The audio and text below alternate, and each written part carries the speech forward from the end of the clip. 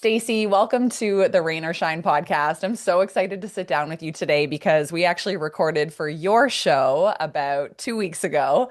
And I feel like it was kind of like a getting to know each other interview. We realized that we share a lot of the same core values in business and a bit of this like no bullshit mentality and just kind of like tell it like it is. So I'm excited to flip the script today and to have you on the show. So officially welcome, and I can't wait to dive in.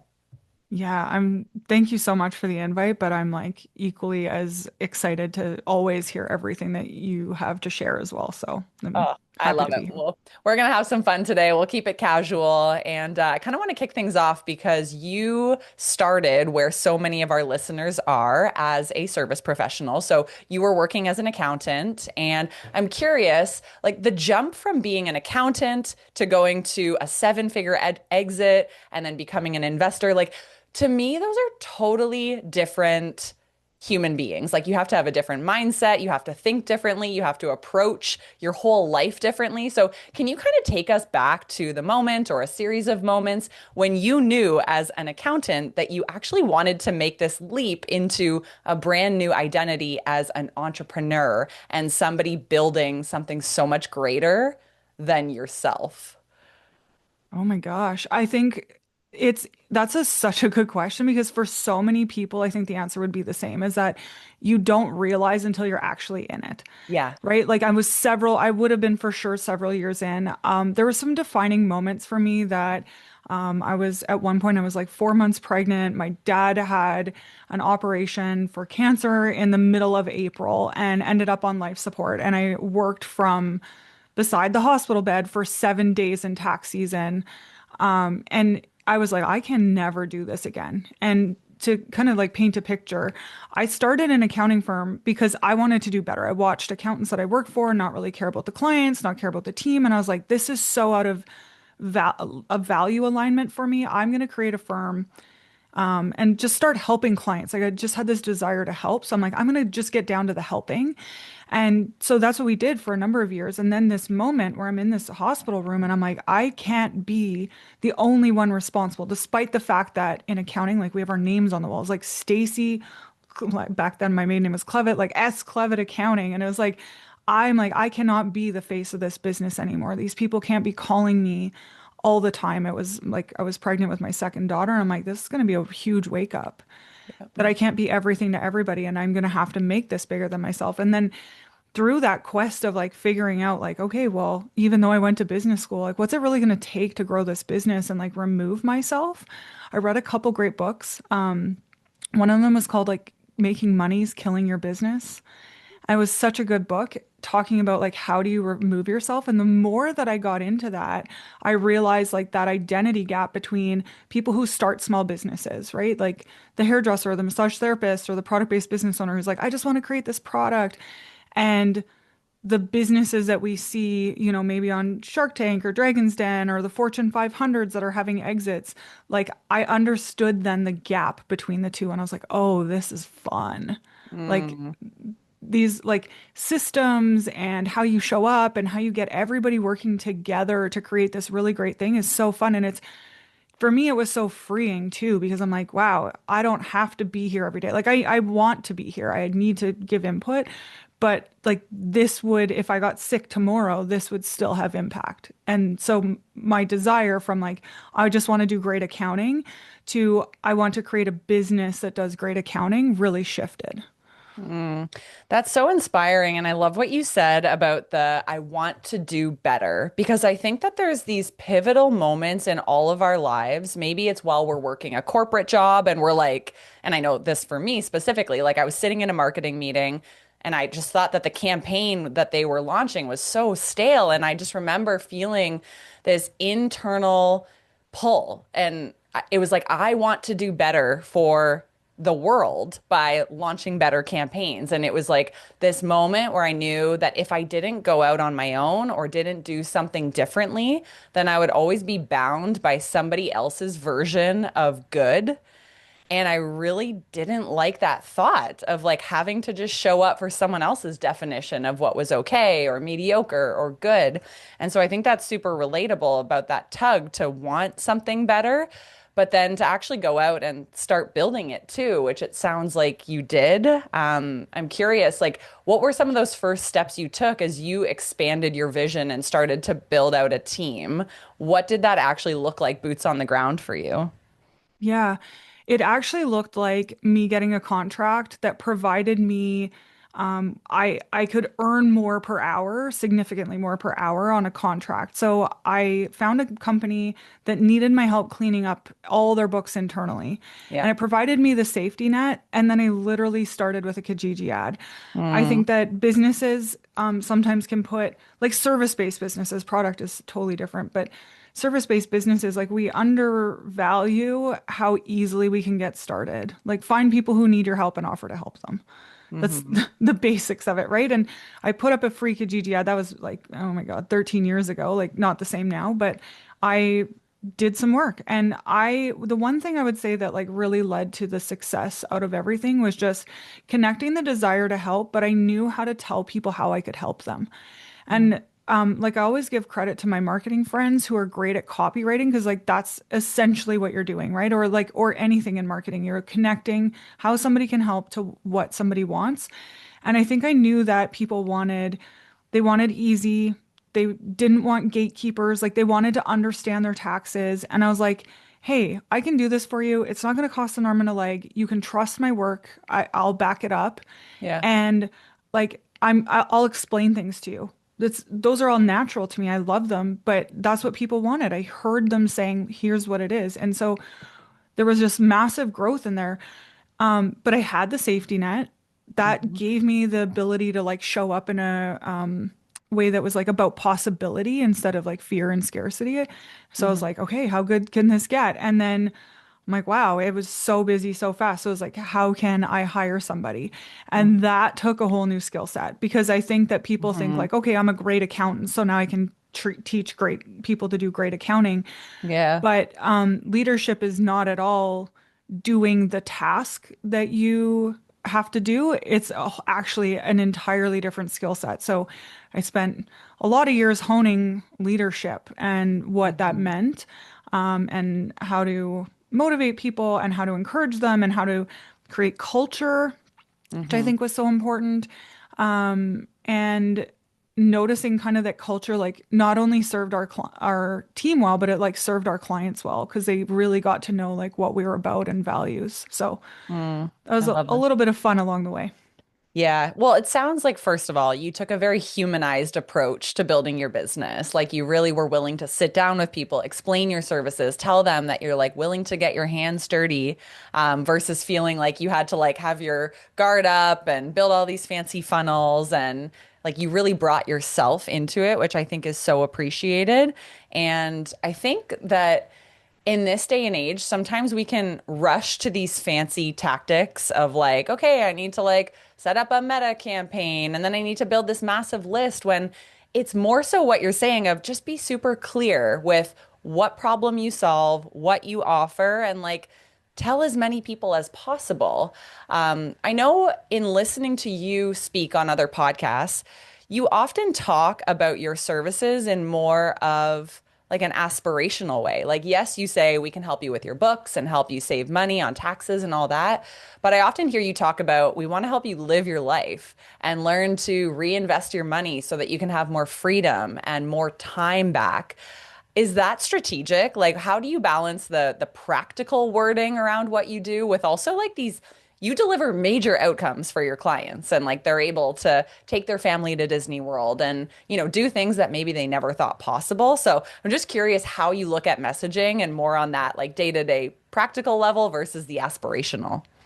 Yeah, I think that's really interesting because it actually came naturally to me, but then the more that I learn about marketing, I'm like, oh, these dots connect. Like this Yeah. is, my friends in marketing are like, this is genius. I'm like, well, but it just came from a place that I'm like, I don't want to just file taxes. Like if you've ever sat down in a meeting with someone and you're like, hey, so here's your taxes, like they don't get excited about it. Yeah. And I don't think that grows businesses either. Like I worked for a firm where we just did taxes and it the like the inspiration wasn't there because all we did was tell somebody once a year where they stood. They didn't like us, they Yep. hated coming to see us.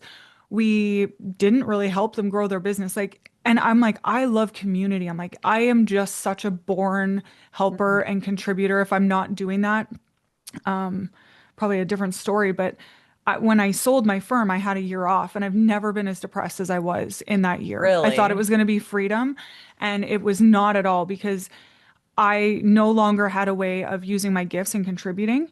Mhm.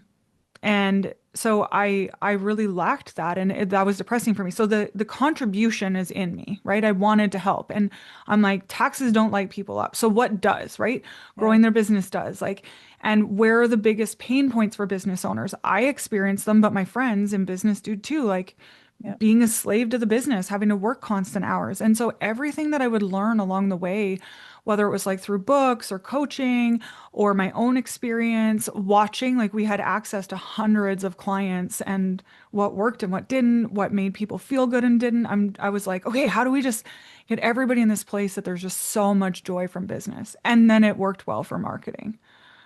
Of course. Yeah. And it's so like the energy behind it all. So you scaled your tax firm, but then you sold it and started Thrive Accounting. Can you kind of like walk us Yeah. through what happened in that time frame and why you decided to kind of like relaunch a whole new set of services under Thrive?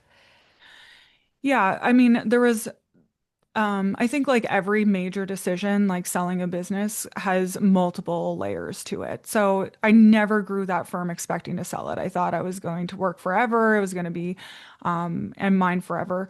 The one thing I'll say is that that moment in the hospital room with my dad really actually did set me up for a sale because I started removing myself from the practice, or not removing myself, but I made it be able to operate without me, Yeah. which led to like a sellable business.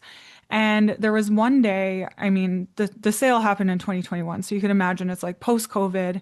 There's Yeah. a lot of stress through COVID with like tax updates would come out and like somebody would be calling me while this press release is happening. I'm like, I'm watching the same video as you, and people's money stress. Like I'm pretty good at holding people's emotions, but when you have hundreds of clients who are experiencing that and for that long, prolonged amount of Oh time my gosh. and Yeah. holding a team, a 10-person team who's all having their stress and their spouses and their children's stress, it did become a lot. So there's that coupled with a misalignment. So that practice was a traditional accounting firm. We did personal taxes, we did business taxes, we did something that was sort of similar to an audit. And I didn't love doing all of that. I really just, the more I learned about entrepreneurship and growing my own business, the more that I just loved helping entrepreneurs. Yeah. And so having this practice set out that way, it's like, all this stress, coming out of this that particular season. Plus, I'm like, I don't enjoy half of this work that we do. Yeah. And it's funny because I think a lot of times business owners are told, like, well, burn it all down and create what you want. And I was like, well, that is just stupid. Like, why would I let go of 50% of this? I'm going to have to lay staff off and like all these things. And like, this firm realistically works the way that it does. Like, it, for somebody who loves accounting, it would be Yeah. perfect for them. I just don't love this anymore. And so I listed the firm for sale. We had like 7 offers in under a week for an amount that I thought was obscene. I was like, Yeah. that was not a number I ever grew up imagining would be possible for me, but the math, like the math, it was there. Yep. And so we ended up selling, at the time it was like, it really felt like the best option. It was like a win-win. The people purchasing really looked like they were going to be a win-win for everybody and actually provide a better service for my clients. So then I was really excited about it. And that led me to taking a year off. My family had some mental health challenges. My dad has been sick. I needed some rest. I have 2 young daughters, and I was like, I'm just going to lean into this for a little bit. Mm. And I did, but on the flip side, I realized like how much contribution was important to me. Yeah. So I went back to consulting with a financial background. Everybody has the finance questions. So all the clients that were coming for coaching or consulting, it all led back to the numbers. And we started trying to, or I started trying to outsource to accountants, and there was so much resistance. It was like numbers are wrong, they weren't ready on time, and there was so much resistance. But It's really funny because pre-sale, there was this day I was sitting in Mexico with my family and I wrote down like if this is like before I listed the firm and I was like if I created this firm like what would I if this firm could be what I wanted, what would it look like? And I like drafted it all out. And how far drastically far we were from that story is like what led me to the sale.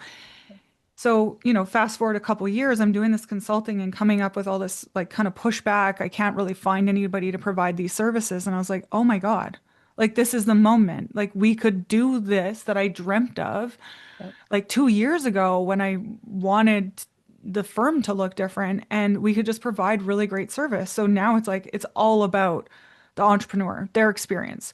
We don't do personal taxes if you're not a business owner because it's about your whole life as a business owner and how you get to experience a business and prepare for taxes. Like how can we take out a lot of the fear and scarcity of cash flow and like I'm like so lit up by it. But it's funny because there was a time from this is what I want.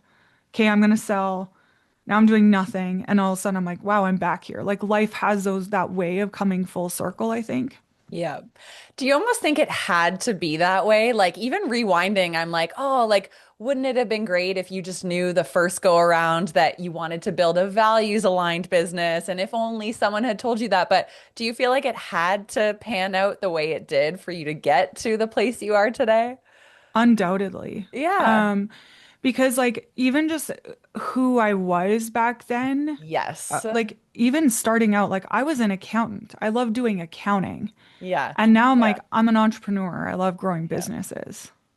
And thank God we can just give ourselves permission to change and to never look at something like what you did, building a firm that maybe felt a bit out of alignment, never looking at that as a failure. It's like that was such a great experience and it really drove you one step closer to realizing the type of business that you did want and making sure that your core values as a human being and as a business owner were integrated into this next version. And I think by nature of you launching Thrive, you have now attracted the type of dream client that you want to work with. In part because you put yourself out there as that type of person, right? And I even noticed on your Instagram, you posted something around the fact that, like, more photos this past year have been of you and your family than ever before. And you kind of mentioned something around the fact that, like, what a testament to what we are building, right? And it just shows that that through line is so important. And you are living this out and giving your clients permission to live this out while also giving them, really sound strategic financial advice. But yeah, like it must just feel so much different this time around. 100%. And I think it's like, it's so interesting because sometimes you would think it was easier, and there are easier moments and there are harder moments, which I love when you talk about the name of your podcast because it's like, there is rain and there's shine and there's always both, right? Like every thought, every feeling is like it's fleeting. There's always Yeah. going to be something next. And so I think there's easier parts and then there's also things that are harder because the goalpost moves, Yeah. right? So now I know it's possible and but so now the goalpost is different. And now it's like challenging me to level up in different ways, Hmm. I'm right? assuming. Well, I was gonna say, so like the first time I grew, like I said, I was an accountant, and so I loved accounting, and that's kind of the mentality that I grew with. But now this time I'm like, oh, I'm an entrepreneur and I love growing a business.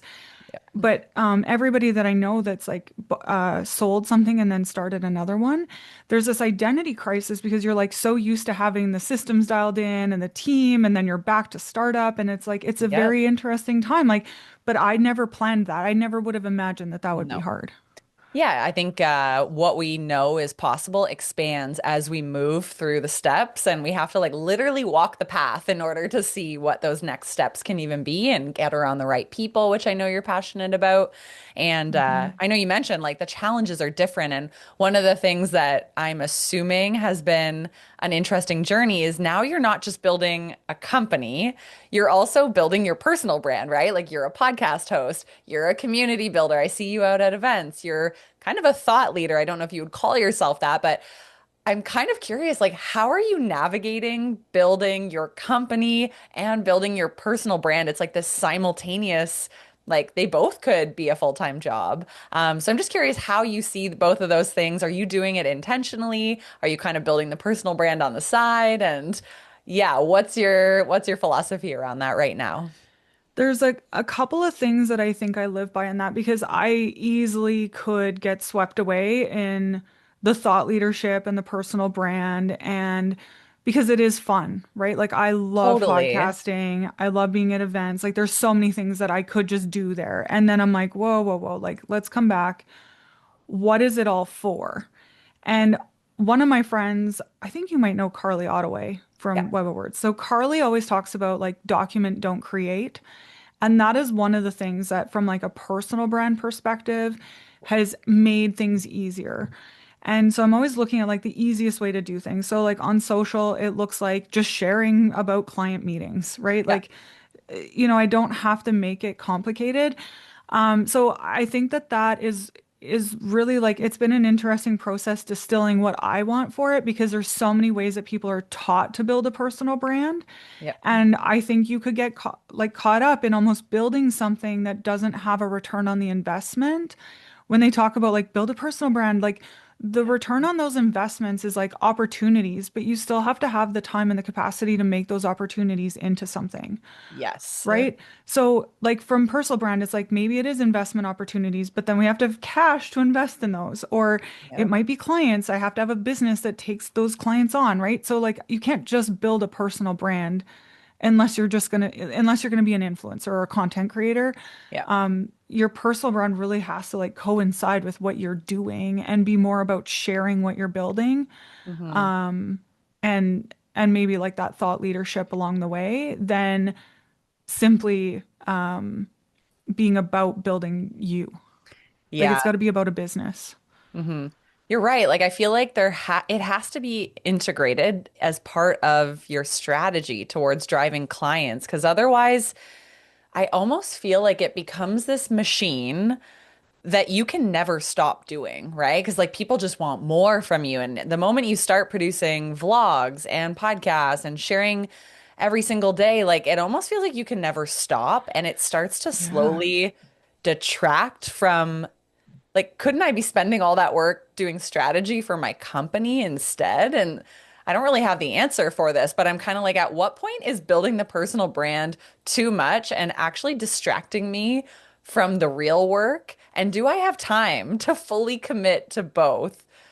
And like, who am I serving with each of these strategies? So, yeah, I don't have the answer on that one. Well, and I think it's interesting because you actually can see like for our clients who kind of get caught up in that like energy that you were talking about of like, oh, more, more, more personal brand because people we love to be entertained on the platforms that we're showing up on and Yeah. also like they're created in ways that gamify it so our brains are actually excited to play that game, right? Of like more views on Yep. YouTube and so but I watch clients, and if they don't have a strategy of how that work supports the business, you can watch the numbers tank because it's like Yep. they took on a part-time job or a side gig, and Yep. their focus is not there anymore. So when the strategy is integrated, and it can be about, showing your kids and your life as a mom and some things like that, because people want to see the whole you, like Yes. they really want to get to know all of you. So it's not that you can only show business, but it does have to somehow involve something that Mhm. has that return on investment. And like that's something we talk to our clients about all the time is like, how does this give you a return on investment? And by return, I mean, is it making you more money? Is it giving you more time freedom? Like, do you really just love doing this? Like, why do we want to do this? Right? And how Mhm. does that fit into the bigger picture? Yeah. So interesting because I feel like over the last decade, I've navigated both extremes. So I've had marketing and specifically social media strategies that have felt very rigid. And I show up as the marketing expert and I'm just like, in my little buttoned up pantsuit, whatever. And then I've also had the other end of the extreme. And as of recently, I found myself just like posting random shit about life with no bridge to what I was doing. And it was stimulating the most generic conversations. And I'm like, oh, nobody's booking my services off of this. So lately I've like tried to find this happy medium and even just sit with myself of like, why am I posting things? And so now I really look at like what are the things that I do that I can bridge into storytelling about marketing and strategy. And so if I'm baking sourdough bread and it flops and it doesn't rise properly, I'll kind of say that like, yeah, not every experiment works out. And here's a recent marketing experiment I tried that didn't work out. Or with mountain biking, I'll kind of share like, I got this climb last week, but I didn't get it this week. And this is similar to sending an email with a subject line that works and then one that doesn't. And so, yeah, I think every business owner who's also building a personal brand, it's finding that happy medium because we want to humanize our companies and bring that, more like relatable side. But sometimes I think we can feel like, what's it all for if this is not somehow bridging to what I do or to the problem that I solve? So, yeah, it's something that I think a lot of us, maybe on a quarterly basis, just need to check in and be like, why Yeah. am I doing all this? Because we spend so much time creating and being on this content hamster wheel that we feel like we can never get off of. So the question that you ask your clients, I think, is so sound of like, what's the ROI? And if it's joy, that's a good ROI too. Keep it. Hmm. And perhaps some things need a financial ROI too. So, Well, and I think that there's balance too, right? But the word balance or harmony or whatever, like I think it shifts. It's not the same all the time. So I love how you said like we need to check in because during some seasons I feel so lit up to be on social and it just comes naturally. It's like in flow and I'm like I just want to put all this stuff out. And then other seasons I'm like, man, work's busy. And so I feel that contraction. And so I think there's some of that. And then, the flip side of the coin is like anybody would tell you, you can't be on the roller coaster if we got clients from solely from social. It's like being on social, then off social, then on social. Like you yeah. can't give your audience whiplash. It's like, well, thankfully I like that's the last place we usually get our clients from. It's kind of like we grow through referrals. But if I stopped doing the things that lead to referrals, we would suffer. So it's like kind of having that balance, and it's not just asking yourself a question. And I think there's multiple aspects to review of like what's our biggest goal right now? What are the challenges ahead of us? What are the next right steps? How does all of the things that I'm doing fit into that, right? Like not even just marketing, but how am I showing up as a leader? Do I have the right team members involved? And how am I creating the good life? I love that. You mentioned something that you get most of your business through referrals. And I know a lot of the listeners, they would love to have more passive leads come their way through referrals. And you mentioned like you're doing things to encourage those that you can identify as a reason maybe you got some recent referrals. Can you break down for us, like, what are the things that you do or that your team does, either strategically or just baked into your service? That tend to drive referrals. And you even told me before we started recording that like you've been getting a lot of them lately, sometimes multiple referrals from single sources. So what is driving that? I think the very first thing is that we do what we say we're going to do. And so when we're telling somebody about a service that we provide, we often will say like what we dream of doing for them. But I am religious about we have to do what we said we're going to do. Mhm. And so even my team knows like we have no room on these specific things that I sell consistently on a call with a prospective client. We have to hit those. We like to over deliver. And we don't really ask for referrals now. Like we have the benefit of like a lot of people need an accountant, right? Yeah. So I think there's that, but you can ask for referrals. You can say like and I like to do it gently. It means the world to me that you have identified that we've given you a great service. Yeah. If you know of somebody else who wants that, like I promise you I'd deliver the same. I'm not like, "Hey, do you know six friends who want accounting?" Right? Yep. Like I don't like that, but it's just like that reminder like please keep me in mind if you hear somebody Yeah. talking about needing accounting. So I used to do that more. Now I feel like we don't have to do it as much. but we would reach out and also just say like thank you for the referrals. Yeah. People want to feel appreciated for it. So it's like we deliver consistently, we try to over deliver. And if I was starting out again, which I actually did this time as well, but I was less concerned about making money and I was more concerned about showing our expertise. Hmm. So we did do a fair bit of free work up front of just like, hey, like you have a financial problem, let me help you with that. And then Yes. they become clients, right? And we would get results for them. So very much like focusing on like how do we get the client wins? So Hmm. it's strategic, but also genuine because we actually get them the win very quickly. How do we Yeah. get the win quickly? Hmm. So I think those lead to great results. Yep. But yeah, I think it's underrated providing value. Hmm. Coming back to also like the topic of value. So back when I restarted, like coffee conversations were more popular. I don't know if you do Yes. them anymore, but like everyone's like, want to grab a Zoom Virtual on coffee. coffee? Yeah. Yeah, and like, oh my gosh, you could be on virtual coffees all the time, and they felt so Yeah. awkward because they had no purpose behind them other than to get to know each Yep. other. And a lot of times I felt like I don't want to ask for clients. Like that's not genuine for me. I like helping. Yeah. People wanted to ask me for clients. I'm like, I don't even know you. And so those felt misaligned. But so now I love looking at like, how do I provide value? So Hmm. even like meeting you, I'm like, oh my gosh, like let's podcast. I can provide you something. I can get you Yeah. social content, which you need.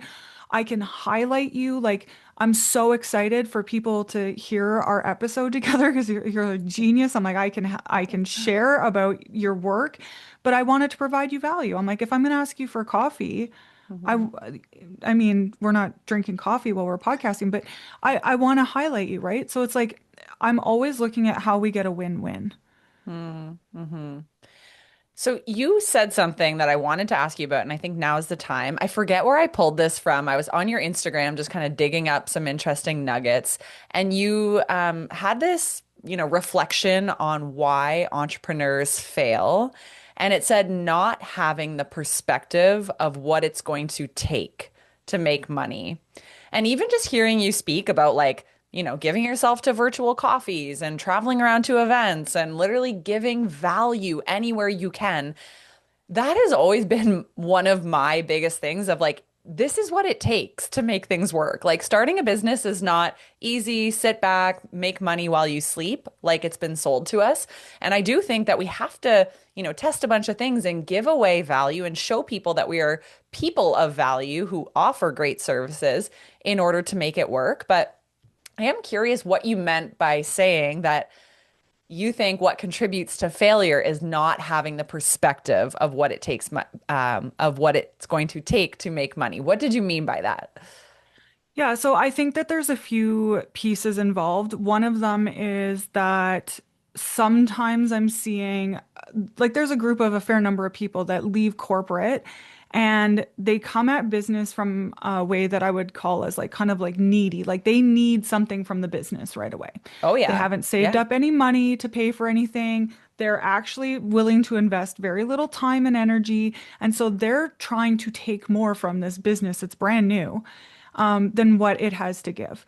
Yeah. The narrative at that stage is like, well, this is what I want to offer, which is important, but you need a customer. So you have to be valuable to a customer. So it's like, it's all these micro things that add up to like, what does it take to run a successful business? It takes Yeah. visibility. If you're not going to want to be visible, and you're not going to want to sell, like you're not made for business Yeah. because that's part of it, right? And not selling and like I'm not trying to sell you a vacuum cleaner at the door Yeah. that I know is going to break in a week. It's like I want to help you with my services. But if I can't talk about that, visibility, right? People who aren't willing to be visible, they're too shy or too closed off to want to do that.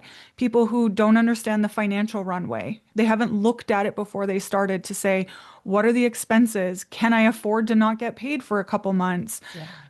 What about the time? How am I going to have to spend the time? Like I've watched so many business owners that start out doing the wrong things, right? Like they start with the website. And that's cool if you're doing it on the side when you're in corporate. But if you're a service provider, it's like your website doesn't sell you. You have to send people to the website. So who are you sending to the website? Yeah. Right. And so all those like little micro pieces of like what does it really take to have a successful business? And a couple core pieces of that are visibility. You need to deliver on your promise. Like, and then how do you afford the time to get there doing it? I think those are the things that I'm like, people don't understand that. They're just Yeah. focused on like, I'm an accountant, I'm gonna go do some accounting. If I'm good at Hmm. accounting, I'll get there. It's like, no, you can absolutely fail a business as an accountant if you don't know how to get in front of the people to do the accounting for, how to Yeah. deliver a great service to them, and how to pay your own bills as you get to the point where you are, having clients pay you. You definitely incorporate like events and networking and kind of getting among community as part of your strategy, or would you say that's part of your strategy? And if so, why is that important to you at this stage of business to get out in rooms full of other entrepreneurs? Oh, Kelsey, but I'm pretty sure that you said this, like the future of marketing is community Oh, on my yep. podcast. And I stand Okay, by that. business. So I started a business and I had the Kijiji ad, but I will tell you, we were bringing in clients and that was great, but it actually still felt very unfulfilling. And I noticed, even though I was like very nervous to go, I think it was a chamber event locally that I went to, but when I got to meet people, I felt like I was a part of something bigger. Mm, And so that really mattered to me. And now more than ever, like that was like 2013. So that would have been like, pre days where you really needed even well, I don't think Instagram existed back then. And so looking at it now, I'm like, if I only chose to show up maybe online and serve clients, I would feel disconnected. yeah. I wouldn't feel like anybody understood me. I wouldn't know what's going on, like that people wanted or didn't want, or like what's going on in life. Yeah. And so I think it is so fun to show up in places where you can have the human connection and the human experience while growing a business. Mm, so true. And I even had this experience the other day. I opened up this email in my inbox, and it was by this creator I had never heard of before selling some sort of CEO course. And I was like, oh, this is interesting. I went to the landing page and I was like kind of leaning in, like as if I was just going to drop 350 bucks or whatever it was to buy it. And then as I got to the bottom, I had this like jarring feeling that this person was AI generated. I could see the links of like who the landing page belonged to, and I followed it, and I was like, oh, this is not a real person. Like, this is an avatar selling a course positioned as someone who's a personal brand who's going to mentor me on an AI topic. And I had this like moment of realizing that the marketing and the sales of the future, it has to have this humanization because we no longer know if people on the internet are actually real human beings, which is why I really return to this idea of the importance of community and the importance of getting out to events. Because if I've never met you in person, Stacy, and I've never had a Zoom call with you, I've never learned from you on a webinar, if I just see a static social media image, I go to a website with these fancy photos, that could all be AI generated, and it is in some cases. And I think that that's why this return to boots on the ground, like genuine connection in rooms of people, whether it's virtual or in person. I don't think it has to be in person, but it's like that's maybe the only way we can truly trust people.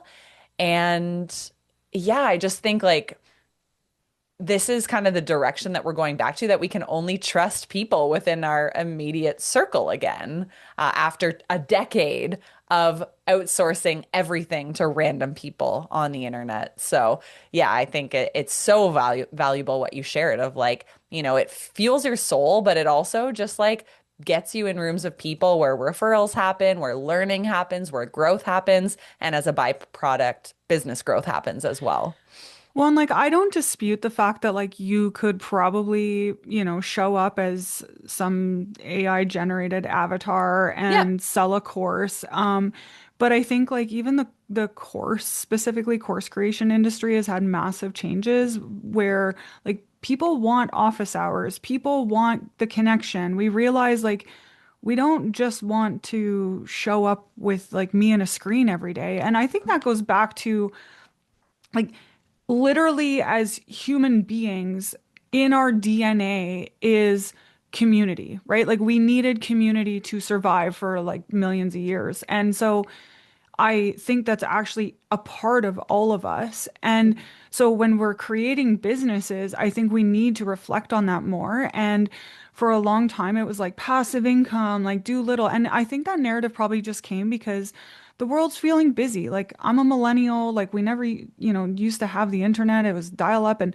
now there's Yeah. more and more and more. And so I think people got enticed by passive income, do less and things like that Yep. because we were tired. And now I think we're realizing that like none of that had any effect. It Yep. didn't bring more joy or more happiness or more positivity to our lives. So now we are looking for like more connection and we're noticing like, man, getting in the room feels so good. Seeing Hmm. somebody like, seeing your face and sharing a hug and a smile and it's like, how are you in real life? Yep. That feels good. And it's like, okay, I want to feel good while I do business. Mm. Yes, bringing the heart and 'Cause soul and feel good vibes back. yeah, like, and even if I mean, I'm definitely not employable ever again, but if I did take a job, like, imagine just sitting here and like maybe just like doing some data analysis every day and only ever talking to somebody through email. Like, there's a mental health crisis for a reason because we're not Mhm. connected and like that is in our core being. So it's like, I think that whether we're designing our businesses in a way that interacts with people or Yep. we're looking at how we're designing our own lives, I think we need to factor in more human connection.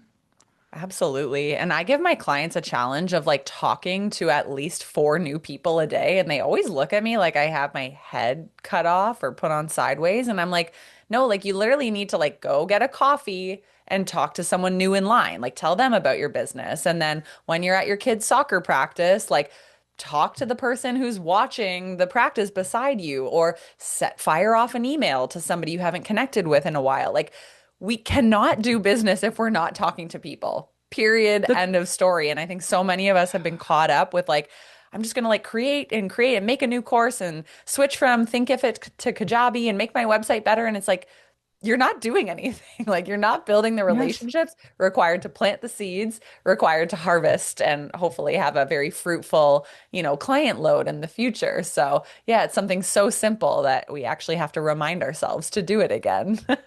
But like the confidence that's built by even just being able to say hi to a stranger and like saying, how's your day? Like there's so much confidence in that. Yeah. And then I think if you uh, like I'm neurodivergent, so I felt like I needed to understand this better. And so I read some books on it, and all of it said is like, just be more interested than interesting. And it's like, it's so Yes. easy, right? So, like, a lot of the time, what's holding people back is like that fear, right? Of like, what Yeah. would I say? And it's like, why do you have to say anything? Like, ask people about themselves. But so you start asking people, and then it's like the confidence that comes, you're like, oh, wow, I can do that. Like, surely I can take this sales call.